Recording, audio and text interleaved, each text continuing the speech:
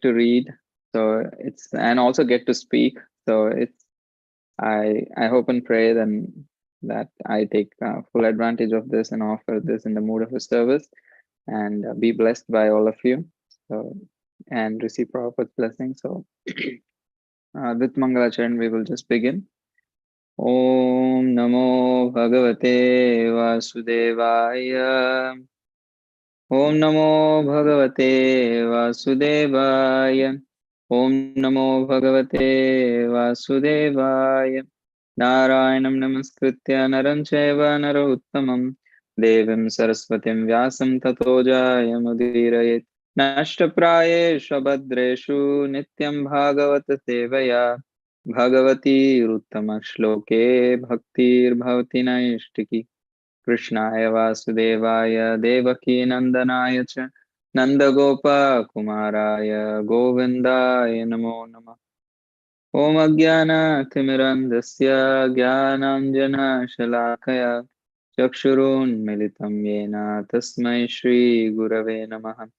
Shri Chaitanya Manobhishtam Stapitam Yena Bhutale Swayam Rupa Kadamahyam Dadati Swapadantikam Vandeham Shri Guru Shri Yuta Padakamalam Shri Gurun Vaishnavamshyam Shri Rupam Sagarjata Sahagana Raghunathanvitam Tam Sajivam Sadvaitam Savadutam Parijana Sahitam Krishna Chaitanya Devam Shri Radha Krishna Padan Sahagana Lalita Shri Vishakhanvitamsha He Krishna Karuna Sindho Dinabandho Jagatpate Gopesha Gopika Kanta Radha Kanta Namostute Tapta Kanchana Gaurangi Radhe Vrindavaneshwari Vrishabhanu Sute Devi Pranamami Haripriye Vancha Kalpatarubhyascha Kripa Sindhubhya eva cha Patitanam Pavanebhyo Vaishnavebhyo Namo Namaha. Jai Shri Krishna Chaitanya Prabhu Nityananda Shri Advaita Gadadhar Srivasadi Gaura Bhakta Vrinda Hare Krishna Krishna Krishna Hare Hare Hare Rama Rama Rama Hare Hare Krishna. Thank you everyone for being here and offering our obeisances to Srila Prabhupada and Sri Radhamalila Gaurchandra. I will discuss briefly about. I might have to get the sharing screen ability for me to be able to share the presentation. So I was thinking of discussing some little glorification of the lotus feet of Lord Krishna and also meditating on the lotus feet of Krishna and also speaking about the glories of the lotus feet of Lord Krishna. So for that, we'll just take help of this.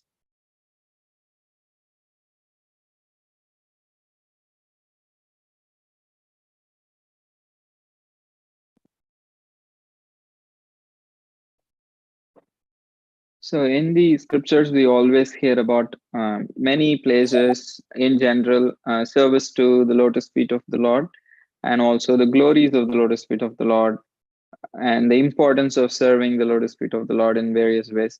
So just like collecting few of those verses that we read in Srimad Bhagavatam, glorifying the lotus feet of the Lord, and also meditating on the lotus feet of the Lord in terms of the various symbols that are present on the Lord's lotus feet, and I'm trying to understand their meanings. So we'll see within the time how much we can discuss. So here is a very beautiful verse from Sri Chaitanya Charitamrita. Sri Chaitanya Mahaprabhu is inquiring from Sri Ramananda Rai, asking there are many types of meditation, which is mandatory or which is the real duty of all living entities to practice. So, Deya Madhya Jivera Kartavya Kona Dhyana Radha Krishna Padambuja Dhyana Pradhana. So Srila Ramananda Rai is replying Radha Krishna Padambuja Dhyana Pradhana. Means the chief duty of every living entity is to meditate upon the lotus feet of Radha and Krishna. So today we are actually seeing mostly about Lord Krishna's lotus feet. I actually wanted to include Radharani also, maybe sometime in the future. So as per Ramananda Rai's direction here, the chief duty of every living entity is to meditate upon the lotus feet of Radha and Krishna. And that's what we are attempting to do today by discussing some shlokas which glorifies the lotus feet of the Supreme Lord, and also discussing the various symbols that are present in the lotus feet of the Lord. So here is this beautiful verse from the 10th canto of Srimad Bhagavatam. Tvayambuja Tvayambujasha Ambujaksha Khila Sattva Samadhinaveshita Chetasaike Tvatpadapote Namahatkratena Kurvanti Govatsapadam Bhavabdim. So here we are seeing why meditating on the Lord's lotus feet is actually the way to follow in the footsteps of the Acharyas. Here in this famous verse, Srimad Bhagavatam uh, is teaching us how following in the footsteps of the Mahajanas is like traveling on a boat to cross this material ocean. These devotees leave behind a path uh, for practicing devotion service, and that's the boat. So, and one of the important aspects of that path of practicing devotion service is meditating on the lotus feet. That's why by meditating on the lotus feet of the Lord, it's like taking that boat and crossing over the material ocean. And we are in that way, we are following in the footsteps of the Mahajanas, and that attracts us the mercy. So here in this verse, it says, by this simple process of following in the footsteps of the Mahajans, meditating on the lotus feet of Krishna, one can cross the ocean of nescience. And that crossing is not a very easy thing to do. But that the most difficult or impossible thing to do to cross this ocean of nescience becomes as easily as stepping over a hoof print of a calf. Go vatsa padam bhavabdim. It's not even go padam, it's go vatsa padam, because go vatsa's foot is even smaller than a cow's hoofs. So, so the hoof print of a calf is even easy, even for a child can cross over that. So that easily, just by taking shelter of devotion service, even a child can actually cross over the ocean of nescience.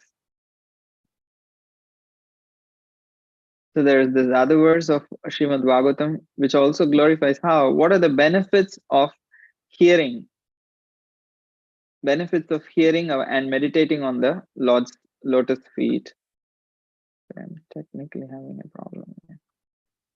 So, yat shraddhaya shrutvataya cha bhaktya samridyamane hridaye avadaya jnanena vairagya balena dhira vrajema tattengri saroja pitam. So here in this particular Bhagavatam shloka 3.5.42, we are hearing how simply by hearing about the lotus feet of the Lord with eagerness and devotion, and by meditating upon them within the heart, one at once becomes enlightened with knowledge. Knowledge becomes a byproduct of this meditation on the lotus feet of the Lord. And when there is knowledge, there is also detachment. So this knowledge and detachment is very important for us to advance in bhakti, but it also helps us. We don't need to separately endeavor. Just by practicing devotion service, they manifest. There is another famous verse from the Srimad Bhagavatam which states, Vasudeve Bhagavati Bhakti Yoga Prayojitaha Janayati Ashu Vairagyam Jnanam Chedahaitukam. Just by practicing Bhakti Yoga unto Vasudev, Jnana and Vairagya, Janayati Ashu, means it naturally comes about, takes birth, Ashu, very quickly when one performs devotion service. So that knowledge and detachment becomes manifested in our hearts just by eagerly hearing about the lotus feet of the Lord and by meditating on the lotus feet. So here they're saying, like, we must therefore take shelter of the sanctuary of the Lord's lotus feet. Sanctuary is a place, is a real, we all have heard this word in connection with bird sanctuary. It's a place, it's a home. That's where we find shelter. We may travel everywhere, but when we come home, we actually feel that kind of a security, a kind of a relaxation, that I'm finally at home. So that's why this term is there, feeling at home. That means like we feel so natural. So our home, our real home is that lotus feet. So when we are situated at the lotus feet of the Lord, we feel at home. So just having that experience is so powerful in devotional service. And in this particular purport to the verse, Prabhupada writes very beautifully, and this is how the purport begins. The miracles of meditating on the lotus feet of the Lord with eagerness and devotion are so great that no other process can compare to it. So this is just really the words of Prabhupada beginning the purport. He's saying with eagerness and devotion, if we can meditate on the lotus feet of the Lord, the miracles are like no other process can compare to it. Why he is saying? Because Jnana Yoga or Karma Yoga, for them to come to a certain level of developing knowledge and detachment is a huge feat. But that happens so easily by practicing Bhakti Yoga. And that's what Prabhupada continues to say. The minds of materialistic persons are so disturbed that it is almost impossible for them to search after the supreme truth by personal regulative endeavors. But even such materialistic men with a little eagerness for hearing about the transcendental name, fame, qualities, etc., can surpass all other methods of attaining knowledge and detachment. There are various other methods to develop knowledge and detachment. There is Shamena, Damena, Cha, Brahmacharyena. Means there is this whole process that is discussed about Jnana Yoga. So by practicing all those things, also a person develops knowledge and detachment. But but none of these processes can actually surpass how easily it is attained through bhakti.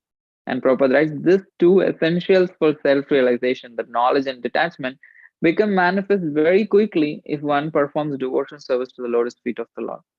So we need to understand, when we find a lack of knowledge and detachment, knowledge means it's not just the ability to remember shlokas, ability to quote shlokas, or ability to bring out philosophical points.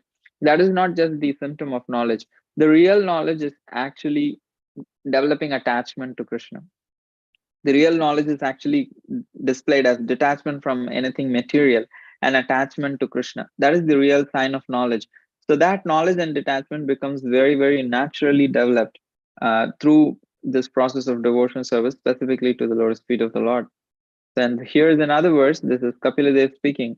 Yat shauchanishrita sarit pravarodakena tirtena murdhni adhikritena shivo shivo bhut व्यातुर्मनश्यमलशैलनिसृष्टवज्रम् ध्यायेत् चिरं भगवतः चरणारविन्दम्. So he's saying, yet Shauchanishrita Sarit Pravarodakena. So the blessed Lord Shiva. Lord Shiva is like blessed. His name means auspicious. So Shivaha Shivo Abhut. The already blessed Lord Shiva becomes all the more blessed by bearing on his head the holy waters of the Ganges. He already has a moon, but still he accepts to take Ganges also. Uh, Why? Because that had washed the lotus feet of the Supreme Lord. So he understands the value of the water that washed the Lord's lotus feet. So he accepts to take that on his head. And he says, anyone who renders service to that lotus feet, the Lord's feet act like thunderbolts, heard to shatter the mountain of sin stored in the mind of the meditating devotee. So in this material world, in all our minds, there is so much dust. That's why Sri Chaitanya Mahaprabhu says, Cheto Darpanamarjanam, means because that Cheta, where is the dust collected? It is collected in the mind, it's collected in the consciousness, in the subtle body. So there is a mountain of sin, not just a layer of sin, but there is a mountain of sin, mountain of dust accumulated in our minds. And it is said that when a devotee tries to meditate on the lotus feet of the Lord, then that particular devotional service acts like a thunderbolt hitting the mountain. When Indra releases a thunderbolt on a mountain, the mountain actually gets shattered into pieces. So similarly, when this thunderbolt of meditating on Krishna's lotus feet is practiced, the mountain of sin on our minds actually breaks. So that's why the shloka is saying one should therefore meditate dhyayet chiram, for a long time. One should meditate on the Lord's lotus feet for a long time. Dhyayet chiram bhagavatas charanarvindam. One should therefore meditate on the lotus feet of the Lord for a long time. So, and in the purport, Prabhupada writes, meditating on the lotus feet of the Lord acts like a thunderbolt on the mountain of dirt in the mind of the yogi. So here's another verse. Sorry, today it's all pretty much like collection of various verses from Srimad Bhagavatam. So I hope it's not, it's surely not boring. It could be a little monotonous. So just bear with me. No, Prabhuji, it is really good, So it's all nectar. Anyway, please go ahead, Prabhuji. So there is Thank no you. Thank you, Prabhu. very That's good. your ability to taste it. So that's really, that's very inspiring to hear. So here is another verse from the Srimad Bhagavatam. It says, Yat pada seva viruchista pasvinam asesha janmo pachitam malam diya sadyakshinoti anvahamedati sati yata padangushta vinishrita sarit. So here, in this particular verse, we are saying how just having little inclination to serve the lotus feet of the Lord, the suffering humanity can immediately cleanse the dirt which is accumulated in their minds. It's a very similar theme like the previous thing. That was meditating, and this is developing some inclination to serve the lotus feet of the Lord, and has accumulated in their minds during innumerable births. Janma means Brahmanda Brahmite Kona Bhagyavan, means we go around Brahmanda Brahmite, means for millions and millions of years we are like rotating in the cycle of birth and death. When we get an opportunity to actually serve the lotus feet of the Lord, then that actually cleanses the dirt from our hearts, like the Ganges waters which emanate from the toes of the lotus feet of the Lord. Such a process immediately cleanses the mind. It's a very immediate process, and thus spiritual or Krishna consciousness gradually increases. What happens? Our love for Krishna, the consciousness of Krishna in our hearts actually increases. Our consciousness expands. Initially, our consciousness is in a very bud state. But as we practice bhakti, how a bud opens into a full blown flower, similarly, the consciousness actually becomes from Shankuchita to Mukulita to Purna Vikasita, means from the state of being a completely closed bud, it is slightly opened bud, and then it completely becomes a flower, and then fully becomes blossomed at the stage of prema. So that is all possible through the process of devotional service. And meditating on Krishna's lotus feet is one aspect of that devotional service. So we are speaking about serving the lotus feet of the Lord, and we are all like conditioned souls trapped in the world. So we might be eager, okay, I want to clear the dirt in the hearts of my mind. I want to like get out of this cycle of birth and death. So we may be thinking, okay, like Srila Shukadeva Goswami and Parikshit Maharaj are discussing, and Parikshit Maharaj says this verse to Shukadeva Goswami in the 10th canto, very first chapter, 4th verse. Nivritta tarshay rupagiyamanat bhavau shadi shrotra mano viramat yaduttama shloka gunanuadat vina pashugnat. Means he says how Nivritta tarshay rupagiyamanat. Those devotees who have no other desire, Nivritta tarshay, their desires are all satisfied. Their only desire is Krishna. Nivritta tarshay rupagiyamana. They are continuously singing about Krishna. And there are other kinds of people, Bhava Ushadi. They are the people who have understood that this Bhava, this material world is a miserable place. I need to actually get out. So, what is the medicine to get out of this material world? Bhava Ushadi. They are also hearing about Krishna, but they may not hear like the pure devotees constantly, but they will take it like a medicine. They will take it in regulated quantities. That's why it is bhava aushadhi for them. For us, devotion service is aushadhi. For a very purified devotee, advanced pure devotee, devotion service is like drinking nectar. But for advancing devotees, for practicing devotees, it's like taking a medicine. And then there are people who just want to hear something nice. Shrotra Manobhirama. They just want to hear something nice. Even they can actually take benefit of Krishna's pastimes. So Parikshit Maharaj says, who will not hear this pastimes of Krishna? Whether they are fully purified or they want to be purified, and then they just want to hear something nice.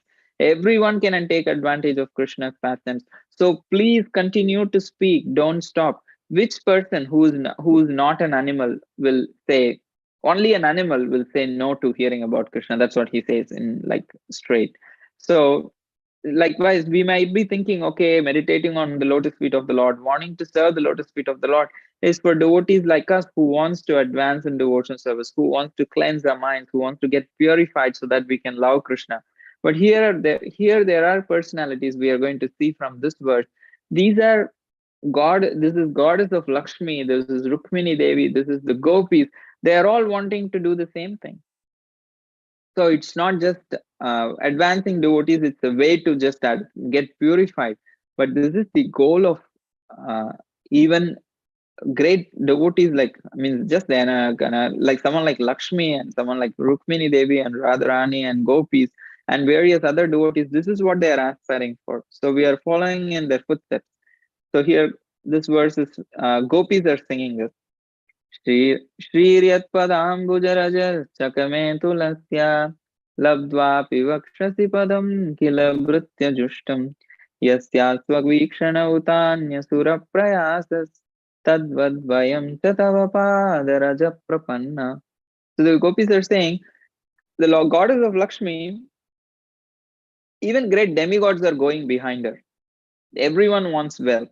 The Diwali is coming, Lakshmi Puja is happening. Everyone wants wealth. And but she has achieved a very special position. What is that special position? She is always at the lotus feet of Narayan, massaging his feet and serving his lotus feet. And she also has a special position on his chest. There is the Srivatsam. So she is situated on the heart, so specially carried. And still, she desires the dust of the lotus feet of Krishna. And even if that means she has to share it with Tulasi and the other gopis, she's okay. Because here with Narayan, she is just having an exclusive access. And she would have to share it with others when it comes to Krishna, and still she is ready, and even she is waiting for it. So similarly, we have approached the dust of your lotus feet for shelter. So say gopis are saying even Lakshmi wants, and we also want the lotus feet, the dust of your lotus feet. And here Sri Rukmini Devi is saying, this is a conversation. All the principal and all the queens of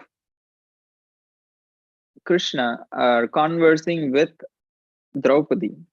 So they are speaking to Draupadi Devi, and they are saying how they're all speaking about Krishna when they are together. That's all. When all the wives of Krishna and Draupadi are there meeting, they're just speaking about Krishna. They're not speaking about anything else. So what is Rukmini Devi saying to Draupadi here? She's saying, Chaidyayam arpayitum udyata karma kweshu rajushu ajeya bhatashe karitangri renu Ninye mrigendra iva bhagamajaviutat tat Shri Niketa Charanostu mamarchanaya. So in essence, she's saying, I was about to be married to Shishupal, but Krishna came, and in the midst of all the great warriors, he just took me as a lion forcibly takes his prey from the midst of goats and sheep. So he just came and abducted me, and I'm so grateful that may I always be allowed to worship those feet of Lord Krishna, the abode of Goddess Shri. She's saying, I just want to be allowed to worship that lotus feet of the Lord. And this is after years of being with Krishna as his principal queen. And her desire is she still values the opportunity to worship the lotus feet of Krishna. Means after years, Yugam means even though the gopis, even though the queens of Dwarka, they all get to spend so much time with Krishna exclusively, still it just increases. The love for the lotus feet of the Lord just keeps increasing in their hearts. Yugam Navam Navam. So it is a verse I'm unable to recollect fully, but it clearly says that Navam Navam means the attachment for the lotus feet keeps increasing and feels more and more newer and newer realizations come to them. And here's another queen of Krishna who says similarly, who is Mitra Ravinda Devi. So she's saying, Yo mam swayam varavupetya vijitya bhupan ninye swayutagam yivatma balim dvipare Bhratrumscha me apakrutu swapuram shriyaukas tasyastu me anubhavamangri avane janatvam. He says, Mitra Ravinda Devi is saying, during her Swayamvara ceremony, her brothers did not wanted her to get married to Krishna. So they told her very clearly, you can choose anyone other than Krishna. But still, Krishna came there and he was taking away Mitra Ravinda Devi, and everybody was fighting against Krishna, including her brothers. And that's why he's saying, including my brothers, whoever dared to insult. Krishna just defeated all of them and took me away, just like a lion removes his prey from the midst of a pack of dogs. And this is so beautiful. She says, "May I be allowed to serve him by washing his feet life after life." So this is her prayer. Being the personal wife of Krishna, she just wants to be a servant, just washing the lotus feet of Krishna. So how much pleasure, how much nectar is there in Krishna's lotus feet that they are so attached to Krishna. And this is all the other queens who are saying. So I'm not going to recite the whole thing, but just reading these, all the queens are saying combinedly that, "Oh saintly lady," they are addressing Draupadi, "we do not desire dominion over earth, the sovereignty of the King of Heaven, unlimited facility for enjoyment, or mystic power, or the position of Lord Brahma, immortality, or even attainment of the kingdom of God. We don't want any of these things. We simply desire to carry on our heads the glorious dust of Lord Krishna's feet, enriched by the fragrance of kumkum from his consort's bosom." They're just so eager to have Krishna's lotus feet dust on their head. They are not interested in anything else. So this is the queens of Krishna. This is the queens of Dwarka. You can see how much of a pure devotion that they possess. And now that we have seen the glories of Krishna's lotus feet, we can also meditate on the lotus feet by seeing the various symbols that Krishna has on his lotus feet. So these are the various symbols that Krishna possesses. On his right foot, right lotus feet, he has barley corn that's here on just below the toe, and there is the chakra. There is an upcurving line, and then there is the lotus flower. This is a gourd, and this is a flag, a thunderbolt, an umbrella, an octagon, a swastika, four on four sides, and a jumbo fruit on four sides. On his left lotus feet, Krishna has a conch shell, two concentric circles, a bow, a calf's hoof print, triangle, half moon, four nectar pots, and then fish. So these are the 19 symbols in total that Krishna has on his lotus feet. So we will see each one, what is the significance. So just by understanding, we can take some time in our day, in any time that we have, so that if we can have these internalization of the meaning of these symbols, we can think about Krishna's lotus feet and derive the benefit of becoming attached to this lotus feet, like asking, begging for devotion to Krishna's lotus feet. So that's the whole meditation, and trying to understand the meaning of these.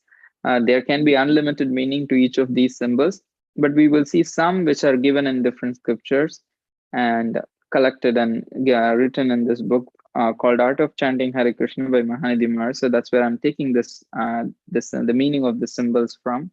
So grateful to him for doing that service. So here, the first symbol that we're going to see is the barley corn, which is below the right toe. And it's considered, the acharyas explain how this barley is actually representing the source of nourishment. It's food. So we take food for nourishing ourselves. So the source of nourishment is being represented by the barley grains. And as barley grains sustain life for living beings, similarly, meditating on the lotus feet of the Lord or serving the lotus feet of the Lord provides the fullest nourishment for our souls. So to understand that we all need food to survive, but to spiritually survive and actually be nourished and to grow spiritually, the main nourishment that we need to take is also meditating on Krishna's lotus feet, serving Krishna's lotus feet. And the barley represents also the enjoyable opulences. So we need to understand that how Krishna's lotus feet is the source of all enjoyable opulences represented by this barley corn. And also, once one finds shelter at Krishna's lotus feet, the journey through the birth and death, there is this cycle of birth and death that the person, individual soul goes through. It's millions and millions of times that we go through this cycle. But that cycle could be cut short, just like the small grain of a barley, just by meditating on Krishna's lotus feet. That unlimited millions of numbers or number of times of the cycle of birth and death could be cut short completely just by this process of meditating on Krishna's lotus feet. And the other symbol is the chakra disc. We know Sudarshan chakra, so similarly, this is the chakra, which represents that when anyone actually meditates on the chakra on the lotus feet of Krishna, then this process of meditating on Krishna's lotus feet, this chakra actually cuts down the six enemies in our hearts, the six enemies of Kama, Krodha, Moha, Mada, Matsarya. Uh, all of these things are removed from our hearts through this process of meditation. And this particular chakra, which is like also representing the Tejas Tattva, because it's effulgence, it's brilliance. So this principle of brilliance that is emanating from the Krishna's lotus feet, represented by this chakra, actually destroys the darkness of sin, because sin creates an atmosphere of darkness. Ignorance creates is compared to darkness. So when there is sinful tendencies in our heart is very dark. It's filled with ignorance. It's completely dark. So when we meditate on Krishna's lotus feet, the Tejas Tattva coming from Krishna's lotus feet actually dispels the darkness within our hearts. So that is performed by this meditation. And also the chakra is a cyclic. So the time factor is also cyclic. So this represents the time factor. One who always meditates on Krishna's lotus feet will never be affected by time. And eventually we will transcend the time, the world of time. That the material world is the world of time, but the spiritual world is beyond time. So we will eventually transcend this time factor and enter into the spiritual world, Goloka. So that is also an advantage or the benefit of meditating on Krishna's lotus feet, and especially the symbol represented by chakra. And the upcurving line in Krishna's lotus right feet shows that how the lotus feet of Krishna is like a lifeline. Whoever clings to it, they'll be transported to the spiritual world. So all we have to do is hold on to the rope that Krishna is throwing, and we will be lifted upon. We don't need to climb. We just have to hold on to it, and we will be lifted up. So all we have to do is hold on to Krishna's lotus feet, and we'll be transported to the spiritual world. And this line also represents how the bhakti is very direct, simple, but narrow path. So bhakti is a very simple, direct process. It's a straightforward process. It's a very simple process, but it is a very narrow path also. So this upcurving line also represents how Krishna's mercy reaches down to the lowest of the fallen souls and helps deliver them. So it's reaching down. So to the lowest of all the fallen souls, especially by the mercy of Sri Gaura, we have this opportunity to chant Hare Krishna, to practice Krishna consciousness, and Srila Prabhupada spread this all over the world, so that the lowest of the fallen souls, even they can take to this process of Krishna consciousness, serving the lotus feet of the Lord, meditating on the lotus feet of the Lord, and through that we can actually be delivered. And the other symbol on the lotus feet of Krishna is lotus. Lotus represents fortune and success. So for anyone who meditates on Lord Radha Krishna's lotus feet, there's going to be fortune and success. And this lotus also, when we meditate, especially on the lotus in the lotus feet of Krishna, this lotus invokes greed in the heart of a devotee. Greed for what? We are all always greedy for material enjoyment. But meditating on this lotus, on the lotus feet of Krishna, develops greed for prema, develops greed for love, that awakening in our heart. Yes, I want to love Krishna. I want Krishna. That greed becomes manifested in the minds of be like devotees. Be like means one who goes for the essence. So the essence of life is actually developing love of God. So one who actually wants it, and when we meditate, desiring that, so then that greed actually manifests in our heart by meditating on the lotus feet. And it also represents that how Radha Govinda's lotus feet always live in Brajabhumi, which is shaped like a lotus. Wherever they are, that is Vrindavan, and they never go out of Vrindavan. So that is also represented by this lotus. And the gourd, it's called as in Sanskrit, it's called Ankush. It is an instrument used to control the elephants. So the person who's driving the elephants, who's working with the elephant, He uses this particular instrument to control the elephant when it, in general. We can understand how difficult of a task it is to control an elephant. Elephants are huge. It's not very easy to control them. And when they go out of control, they can be disastrous. And it's very important for the people who are like dealing with elephants to have a way to control them.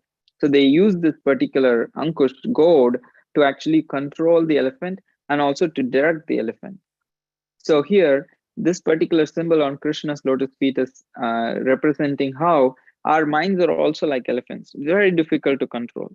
You just don't know which direction it will go and where it will go. We just have no control. Our minds are so uncontrolled that by trying to focus on Krishna's lotus feet, the elephant of our minds can be brought under control.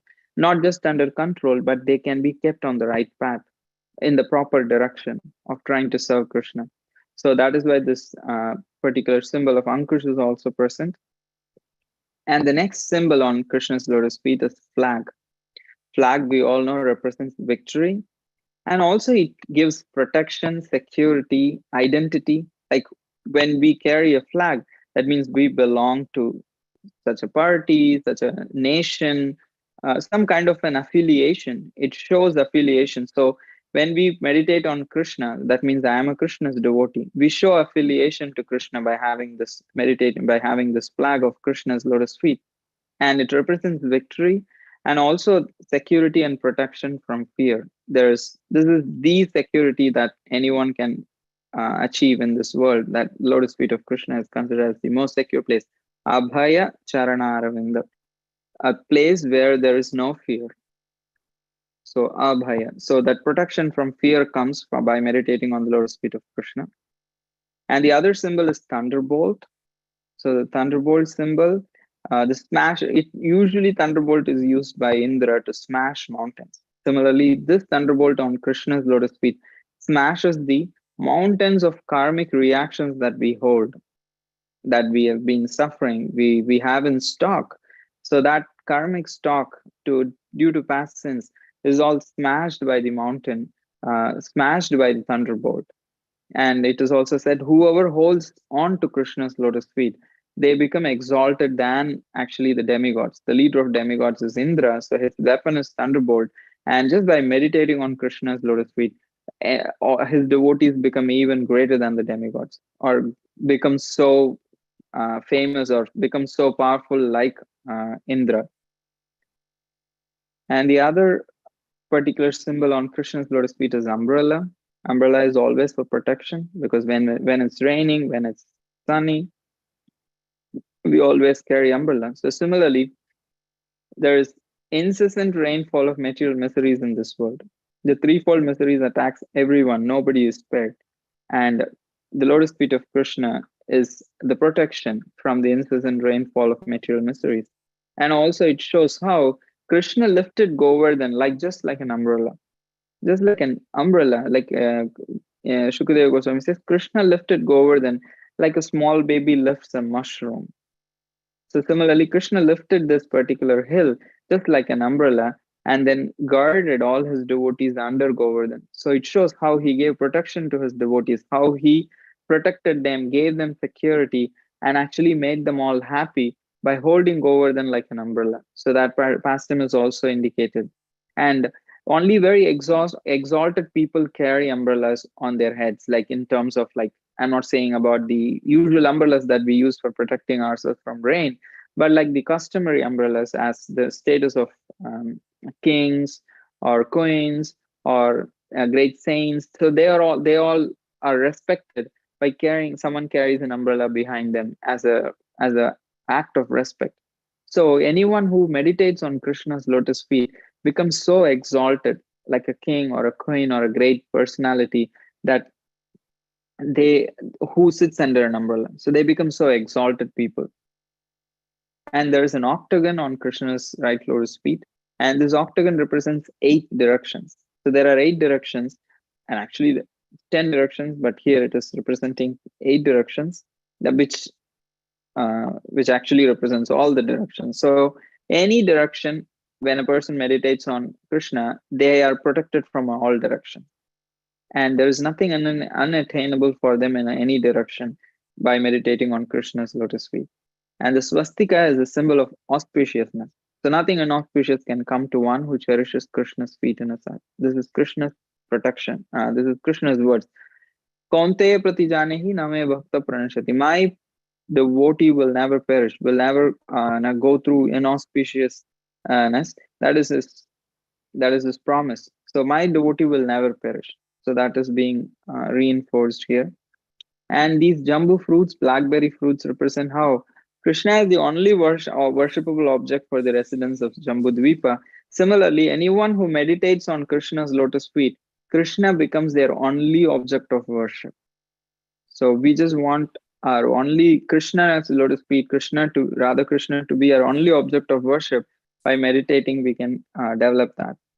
And on the left lotus foot of Krishna, there is conch shell, which also symbolizes victory, fearlessness, and it how a conch shell usually holds water. In the arati, we hold water and conch shell. Similarly, this conch shell holds amrita, nectar, that extinguishes samsara davanala, means the fire of scorching heat from the material fire, material existence, that is being extinguished by this nectar.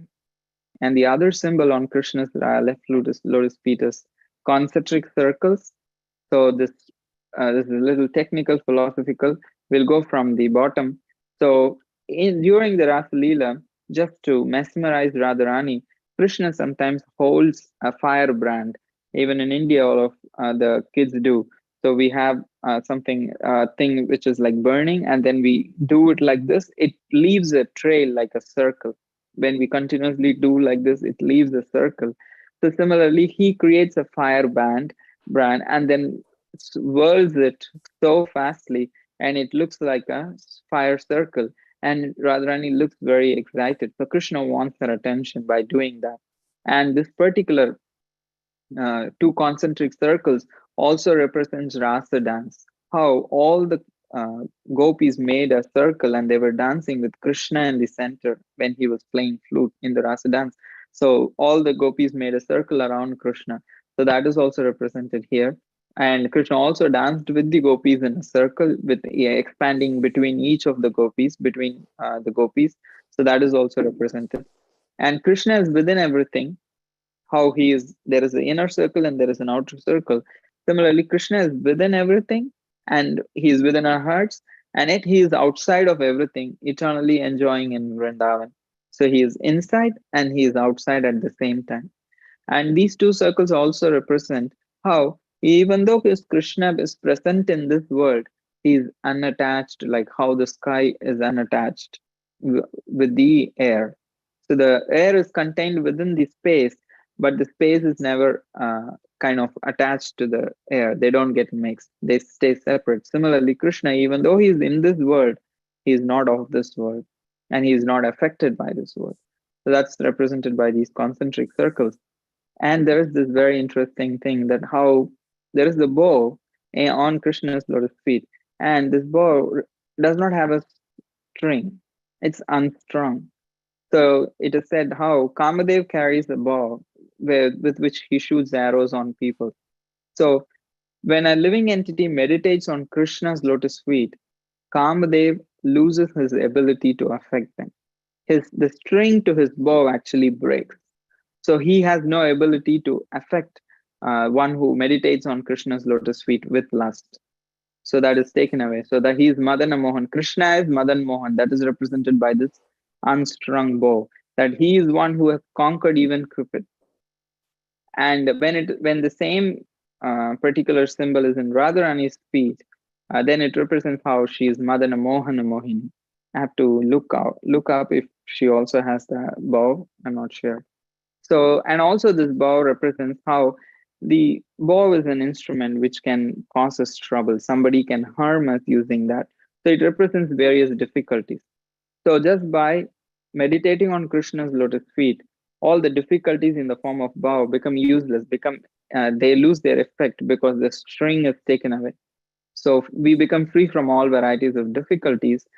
And when a pure devotee, he develops prema, So it is said one symptom of prema is that they shoot tears. We usually people the tears are gliding, but when a person is in the ecstatic symptom, the tears are shooting from the eyes. Devotees have had seen Prabhupada also uh, exhibit that one many times.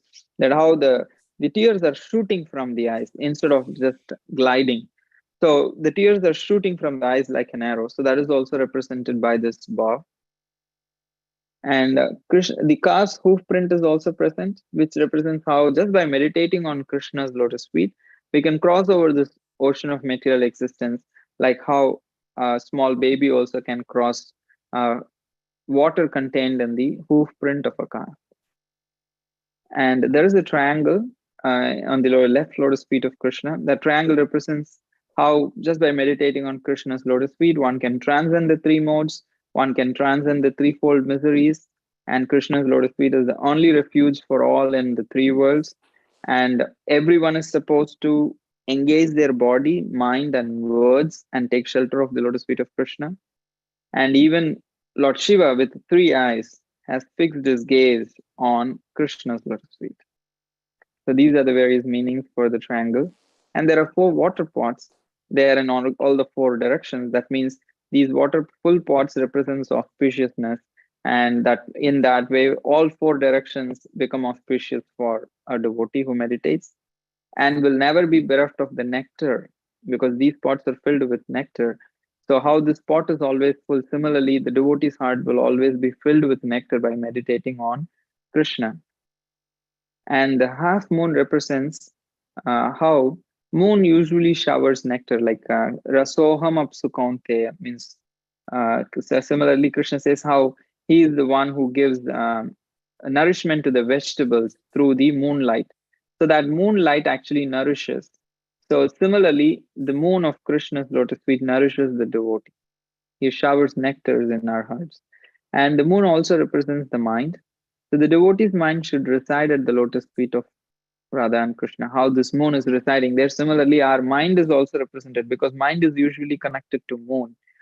With the phases of moon, the mind gets fluctuated. So similarly, this moon is representing the devotee's mind, how the devotee's mind should always be fixed on the lotus feet of Radha and Krishna. And it is said Krishna is the full moon. So out of shame, this moon is shriveled. So that is why it is half. The other meaning is how the half moon shows that it's going to progress in size and glory. So similarly, one who actually preaches and expands the glory of lotus feet of Radha and Krishna, they also receive this benefit of growing in size and glory, like the how the half moon grows. And the fish represents how that it cannot exist without water. Similarly, we as devotees should feel like the fish how it cannot exist with water. Similarly, we should feel how we cannot exist without meditating on Radha and Krishna's lotus feet. So how a fish hankers for water, how a fish cannot live without water. Similarly, we should never be separated from the lotus feet of Krishna. And the fish is also very fickle. It does not stay in one place. It just like continuously moving. So that the fish represents a fickle mind. So it is said that that fickle mind should be fixed on the lotus feet of Radha and Krishna. And how the lotus feet cannot live in the fish cannot live in a dry place. It always needs water. Similarly, the lotus feet of Krishna is only manifested in the heart of a person whose heart is not dry, whose heart is actually soft, melted in devotion, who has devotional mellows in heart, who has feelings for Krishna. Only there the lotus feet of Krishna will actually live, like how a fish always lives in water and cannot live in a dry place. And last, the fish is also the Cupid's flag. The Cupid's flag has the symbol of fish.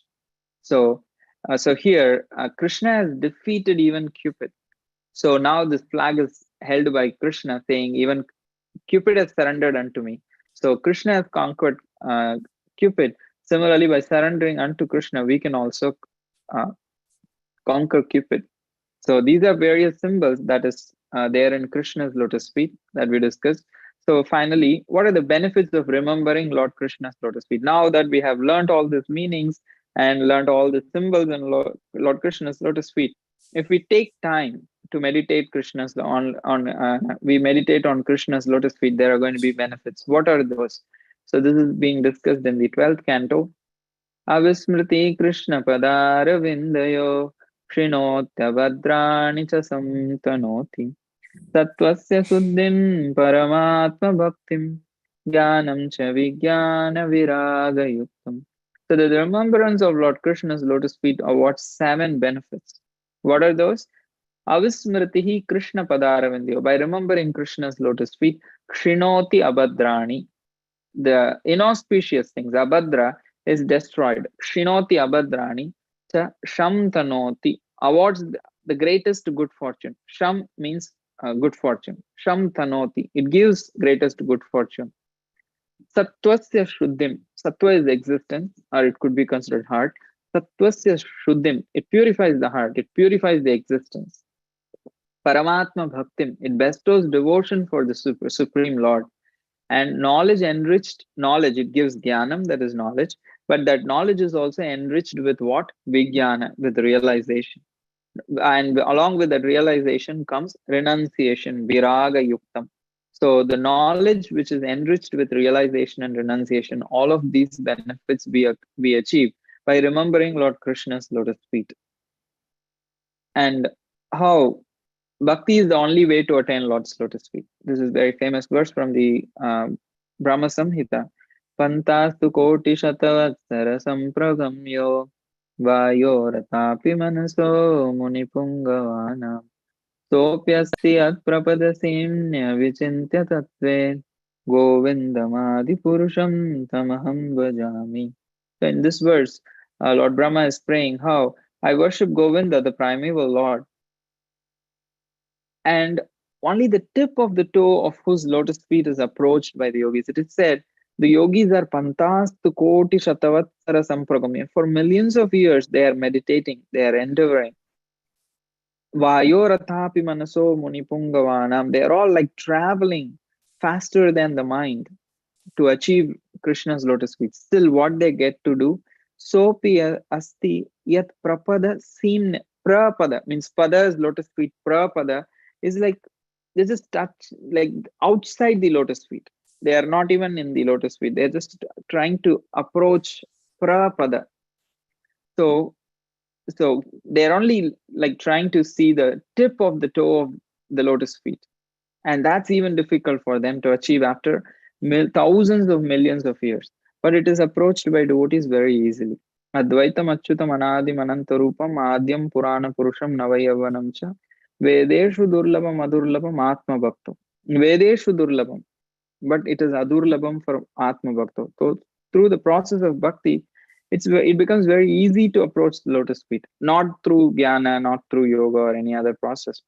That's why here Sanat Kumaras are speaking to Prithu Maharaj saying, Yat pada pankaja palasha vilasa bhaktya karma shayam gratitam udgratayanti santa tadvanna riktamatayo yatayo piruddha shroto gana samaranam bhaja vasudeva. So the devotee is always meditating on the lotus feet of the Lord, engaged in the service of the lotus feet of the Lord. They can very easily overcome the hard desires in the heart.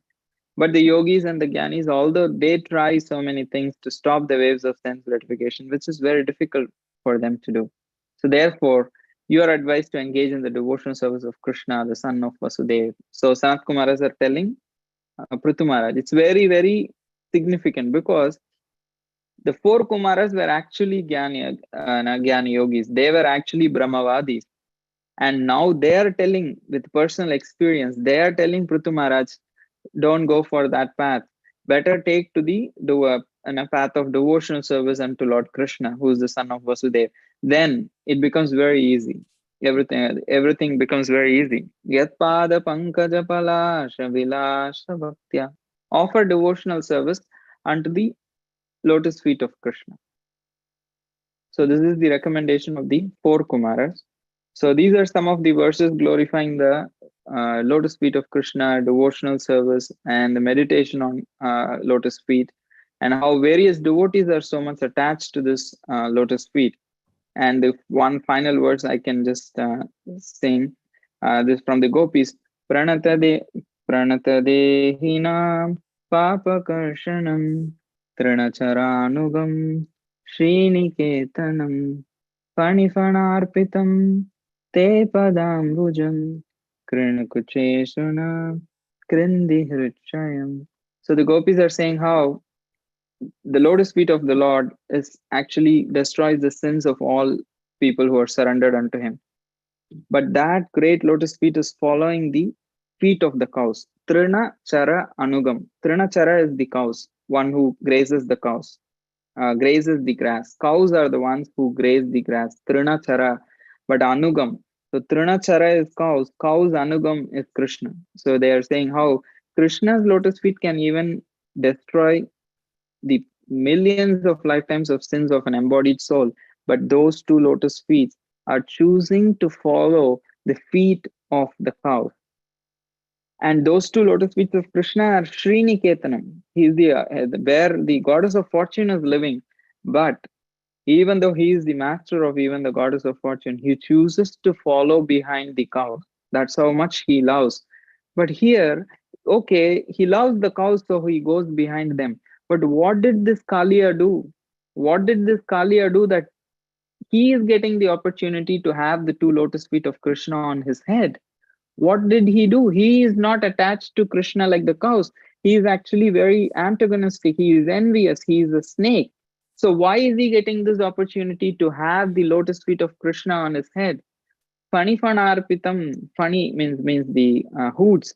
Funny fanarpitam te padambujam. Even the Kalia got the benefit of having your lotus feet on his head.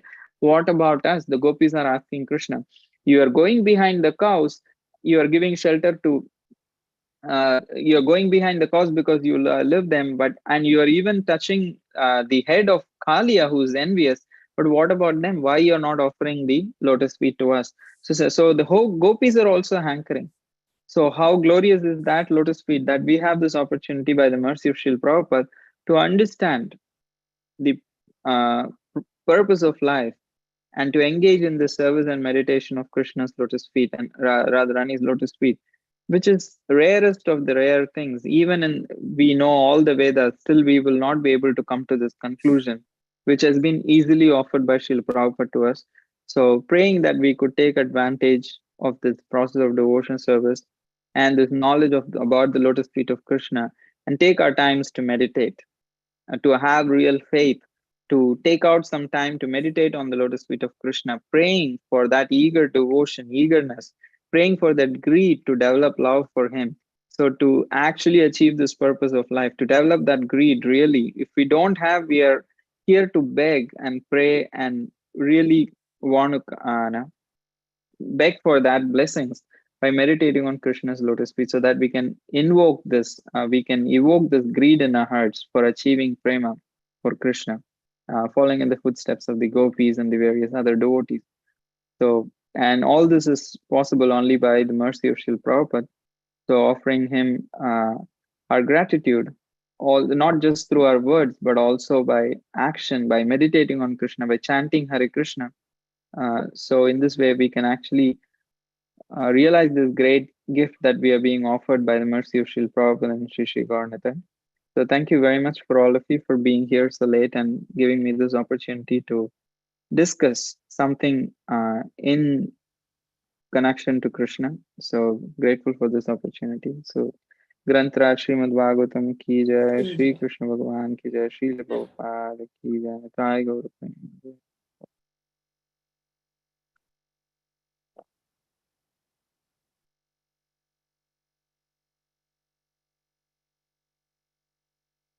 Thank you very much, Hare Prabhu. Hare That Krishna. that is definitely helpful. So one before I go ahead, devotees, if you have any question, please unmute yourself and ask. Maybe we'll take 2 minutes. We're already over time today, and keeping Prabhu up late. So Yes, Prabhuji. So yeah, thank you, Krishna and Prabhu. And I don't know how to express it. It was for me. It was eye opener. It was an eye opener that we knew importance of Krishna's lotus feet, hearing from here and there, but I didn't have opportunity to see in more detail what Krishna's feet carries, and it has so much values. Now it gives more. I should give more emphasis, now to learn about the importance or whatever. At least reflect on whatever you said today, and yeah, a lot of things. I learned. I didn't know the name of the Mitra Ravinda. So I knew some devotee's name. So I was wondering what name is this. So it answered that question. Then another thing is, probably you showed in between somewhere that that lotus feet is the abode of Sri. Sri, I understand Lakshmi Devi. So Lakshmi Devi lives at the lotus feet of Krishna. She prays at the lotus feet. That's what in between. I just wanted to confirm. Srila Vishwanath Chakravarti writes that this Sri cannot be goddess of fortune because she actually never achieved the shelter of like Krishna. She only performs tapasya, but she could never actually achieve the lotus feet of Krishna. So that Sri actually refers to when the queens of Dwaraka are saying those lotus feet, which is the shelter of Sri, when they are actually whom they are referring to is Radharani, because Sri is also Lakshmi. Devi Krishnamayi Prokta Radhika Paradevata Sarva Lakshmi Mayi Sarva Kanti Sammohini Para. This is the shloka in Sri Chaitanya Charitamrita where Radharani is glorified. Devi Krishnamayi Prokta. She is Krishnamayi, Radhika Paradevata. So there she is said Sarva Lakshmi Mayi Sarva. She is the origin of all Lakshmis. So she is Sarva Lakshmi Mayi Sarva Kanti Sammohini Para. So here Sri is actually referring to Srimati Radharani. Thank you, Prabhuji. And again, thank you so much for putting so much research activities. Nobody told us, would not be telling also in future to come. So much things have gone here and expressing. I was thinking in between interrupt and ask you, can we leave the left foot for the second class? But it continued. So it was so amazing. I really wanted to include Radharani's lotus feet also. I was finding the presentation incomplete without her lotus feet. So maybe we can do it in next the future. Classes. So yeah, future. Yes. Definitely we remember. And I don't know, again, you may not, if you don't feel bad, you have to give us extract from lotus feet onwards to lotus feet end, beginning to end, so that we can share with these devotees. And at least I am hankering to learn a little bit more about these things. So that would be really nice. Actually, this is nothing new from any of my own abilities, Prabhu. I have heard different lectures, and then there are books. There is already about explanations about symbols of Lord Krishna's lotus feet. So my only thing is like I took some time to put together the various things that I heard and then thought of a theme. That's all. If at all, it is also coming from Krishna, but it's just that I took the time to put together as a theme. It was personally for my own nourishment, like for my own, I wanted to learn. So the speaking is one easy way to learn and remember. So I'm just like trying to reinforce myself to start to meditate, take benefit from this process of meditating on Krishna's lotus feet. Similarly, when I stumbled upon this topic, I personally felt the way same you were saying. How did I miss this all these years? I knew I never took anything very seriously. When I read that purport by Prabhupada, which says the miracles of meditating on Krishna's lotus feet cannot compare to the benefit of any other process. I was like, wow, this one line says so much. And where did I miss all these years, like this particular process? And we knew that. So I have the same experience as you. I'm just trying to share with all of you so that it can get reinforced in my heart. Thank you, Prabhuji. So, yeah, go ahead. Anybody else, Krishna and Prabhu? Anybody else? So it's getting late. Yeah. Yes, Prabhu. One quick question. Maybe we can delve deeper in the next class exclusively on Radha Krishna's lotus feet. But Prabhu, is there any significance for the exact positioning of each of these symbols?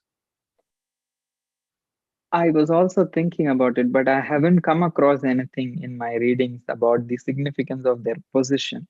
There could be, because everything that Krishna does has a deep meaning, but I haven't actually come across anything in the writings of Acharyas about it. Prabhuji, one thought. not necessarily Krishna will have one meaning, he will have multiple meanings. It will be very difficult to decipher, So for a common man, it is for arrangement so that everything will go in one food, but he will have multiple angles, which is very difficult to. But anyway, it's yeah. Go ahead, Krishna. Do something else. No, Prabhu, that's all. I mean, there's a lot that I have to absorb. I've taken some screenshots as well. Maybe I'm looking forward to the next class, just exclusively on the Lotus feet. I mean, if Prabhu's schedule permits. Yeah. So yeah, thank you very much, Prabhu. I think devotees may not have any other questions. Yeah, Prabhuji. Yeah, just sorry, Krishna and Prabhu. Yeah. Prabhuji, you didn't answer again. I'm repeating. Krishna and Prabhu, instead of taking screenshots, in the half of all the Lotus feet person, if you can share with us, at least we can share. I can give the link to the presentation. It will be accessible. I can just drop it now, right now here. This will be the link. So how all the devotees, those who are present, should get it? Is there any way, or we have to share? I don't know. This is the link. So try accessing it. You should be able to actually see the presentation. Okay, Krishna and Prabhu, just see if you can help us out. Then are you able to access this presentation, Prabhu? Yes, Prabhu, I got it. Yeah. Okay, that's enough. So you should be. Yeah. Yes. So thank you so much, Prabhu. So Prabhuji, 1 second before you go. Anybody else? This is a chance before we get to Prabhuji. Just want to tell you, Prabhuji, it was excellent lecture. I a lot of new learning happened. Okay, so I'm really fortunate as well. I'm going to Berkeley Temple right now, but I learned a lot. Thank you so much, Prabhuji. Thank you. Thank you. Very good. Go ahead, Krishna and Prabhu. Let us close. I think with that we will wrap this up, and we look forward to the next session if Gaura and Prabhu's schedule permits. So thank you very much, Prabhu, again for taking time and spending all this time, not just for yourself. I mean, you are so humble. You say this, it's for yourself, your own learning, but it is actually benefiting all of us and change our perspective.